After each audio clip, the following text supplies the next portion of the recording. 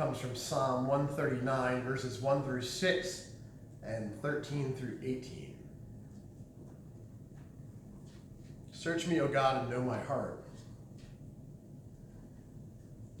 O Lord, you have searched me and known me. You know when I sit down and when I rise up. You discern my thoughts from afar. You search out my path, my lying down, and acquainted with all my ways. Even before a word is on my tongue, behold, O Lord, you know it altogether. You hem me in behind and before, and lay your hand upon me. Such knowledge is too wonderful for me. It is high. I cannot attain it. For you formed my inward parts. You knitted me together in my mother's womb. I praise you, for I am fearfully and wonderfully made. Wonderful are your works. My soul knows it very well. My frame was not hidden from you when I was being made in secret, intricately woven in the depths of the earth. Your eyes saw me unformed substance. In your book were written, every one of them, the days that were formed for me, when as yet there was none of them. How precious to me are your thoughts, O God. How vast is the sum of them. If I would count them, they are more than the sand. I awake, and I am still with you. Friends, this is the word of the Lord for the people of the Lord.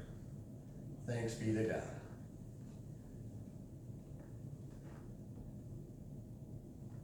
Not too long ago, I was speaking to a man who is in his late 80s, and he said an interesting thing to me. He said, when I was young, I didn't know much about life or the meaning of life, and now that my life is coming to an end, I really don't know any more than I ever did.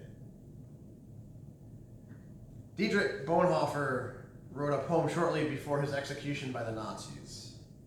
It's entitled, Who Am I? Who am I, Bonhoeffer writes, they mock me, these lonely questions of mine. Whoever I am, thou knowest, O God, I am thine. At the opposite end of the spectrum, some of the saddest words were spoken by a man at his father's grave. He had all the wrong dreams, all wrong, he never knew who he was. So the question of identity, of who am I, is one of the urgent questions of our time. It's not only teenagers who struggle with their identity. It's also the parent whose children are leaving home for the first time. It's the retirees who has nowhere to go in the morning. It's those widows and widowers whose spouse has passed away. One way or another, at one time or another, we all will ask, who am I? What is the meaning of my life? Psalm 139 informs us that even when we do not know who we are nevertheless fully known and eternally loved by the Lord who has created our innermost parts. He's knitted us together while we were still in our mother's wombs. We, friends, belong to God, body, soul, life, and death. Psalm 139 invites us to receive an identity rooted in the things that we might say about ourselves or the labels that others assign to us, but in the God who knows us more deeply, more lovingly than we could ever know ourselves. The psalmist insists that whether we are aware of God or not, we are known completely by God. And that before we know or name God, God knows and names us. In Jeremiah 1:5, the Lord proclaims, before I formed you in the womb, I knew you, and before you were born, I consecrated you. Our knowledge of God comes from God's knowledge and self-revelation to us. And we are invited to trust the God whose grace encompasses us in ways that are beyond our ability to fully understand. The psalmist writes, Lord, you have examined me. You know me. You are thoroughly familiar with all of my ways. For some, this kind of insight knowledge may be a bit threatening. you know, I don't know that I want God knowing everything. After all, as Americans, we revere our privacy, don't we? If we decide to build a patio in our backyards, we'll make sure and plant trees that will protect us from the spying eyes of our neighbors. The funny thing about that is, when I grew up in Connecticut, I didn't have backyard neighbors. Like, we opened onto a pasture. So I had, other sizable lots. I didn't know that people had backyard neighbors until I moved to Wisconsin. And then I looked down the street and you could see, well, that person's backyard. You can look right in their house. And it's just one of those things that, instinctively I wanted my privacy. We don't want others to know what we're up to, whether that's good or bad, right? Sometimes it's totally innocent, but you just want to be left alone. We want it protected at all costs. Someone infringes on our privacy, we tend to get a little upset, maybe even enraged. And if we fall victim to identity theft, we feel that our privacy has been deeply violated. We guard the information about ourselves, and we share only what we must. We go to great lengths not to reveal to others who we really are. Sometimes we do that even to our closest friends and family members. Lots of families have those hidden secrets. And if something that was meant to stay hidden is disclosed, our entire world can come crumbling down around us. Think about the scrutiny that politicians undergo. How fast and hard they fall when something unacceptable about them is revealed. And unacceptable doesn't mean bad.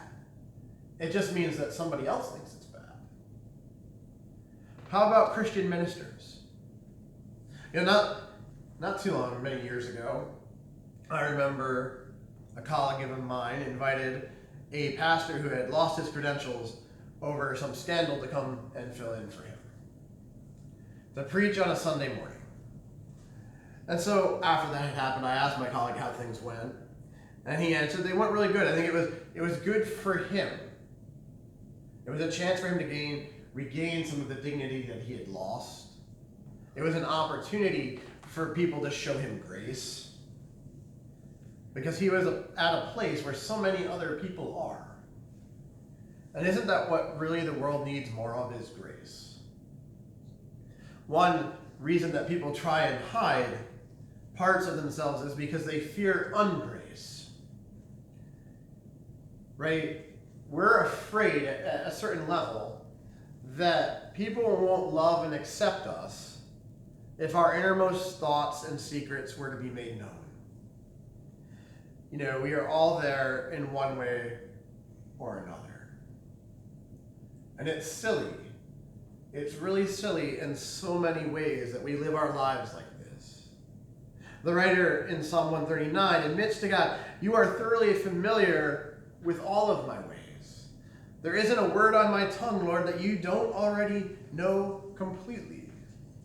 You surround me front and back. You put your hand on me."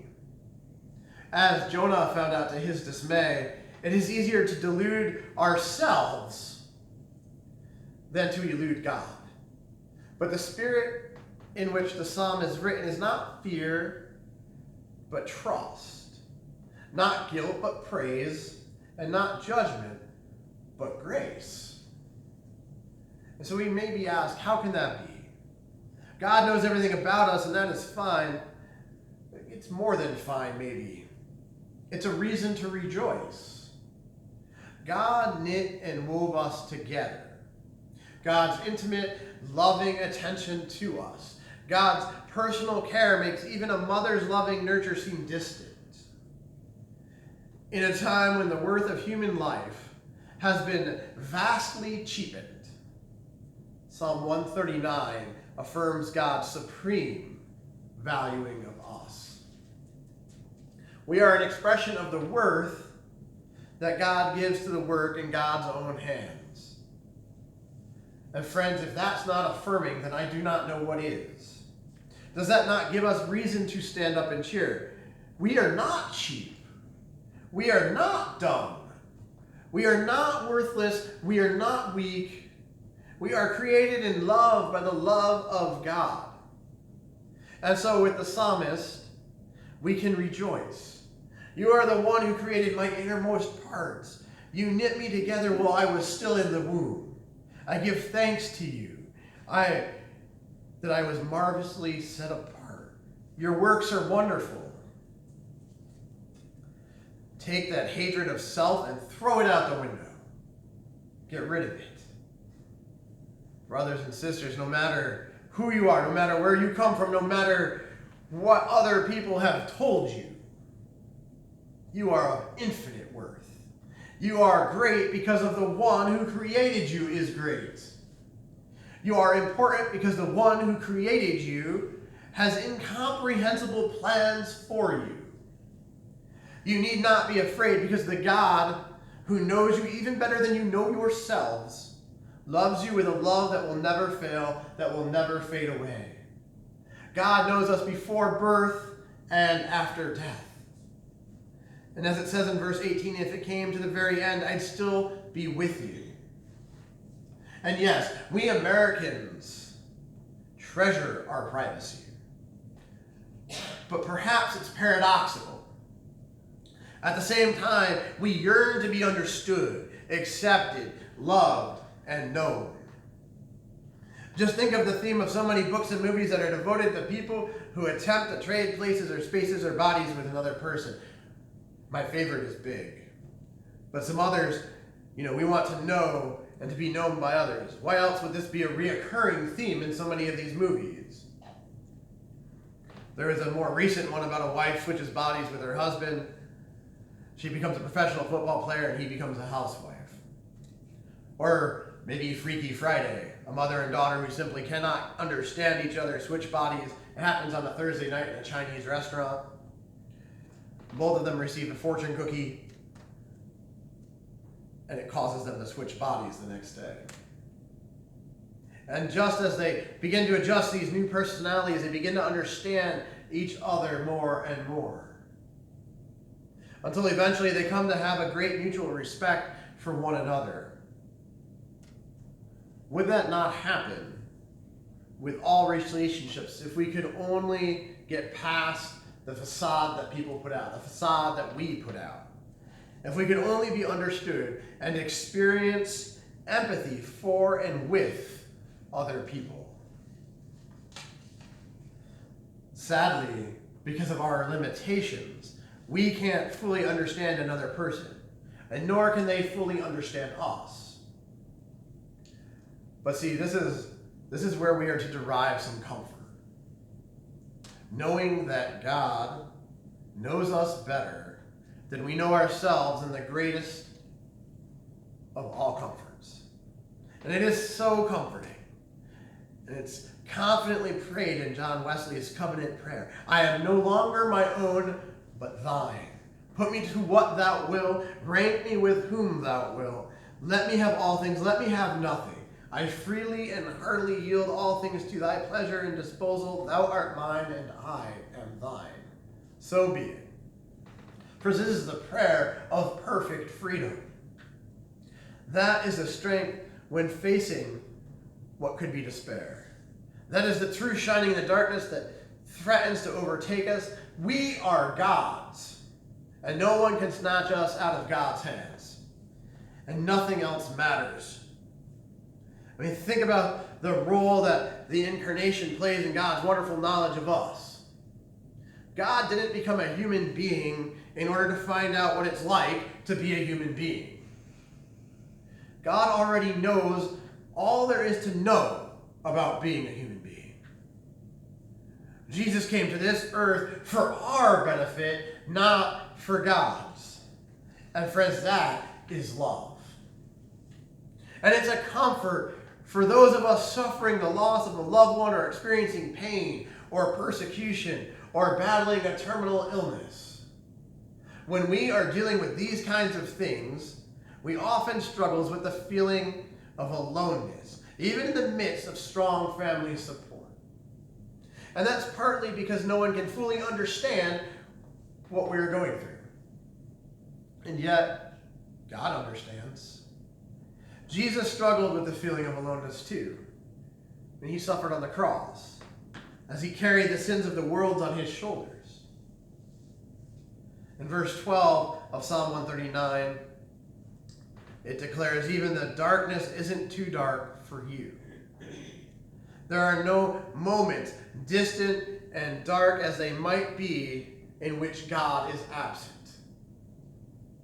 Others may not understand the pain. They may not understand the hurt, the abandonment, the rejection, the loneliness that we sometimes feel. But God understands it. God's intimate involvement in our lives is not a threat, but an act of grace. God is with us because God loves us, and God wouldn't have it any other way. And so we may ask, who am I? And through Christ, the answer comes back as, I am God's. I am the child of the one who knows me intimately and knitted me together before I was born. I am the beloved child of the one who says, I am still with you. And by the grace of God, one day we can proclaim with Paul, for now we see in a mirror, dimly, but then we will see face to face. Now I know only in part, then I will know fully, even as I have been fully known. It's funny. When you talk to Paul and Lily, and you ask them this question, whose are you? Now they might say, I'm daddy's, or mommy's. But they know that God created them. And if you say, Paul was quizzing us on the way home this morning, who made the trees? God. Who made the rivers? God. Who made cows? God.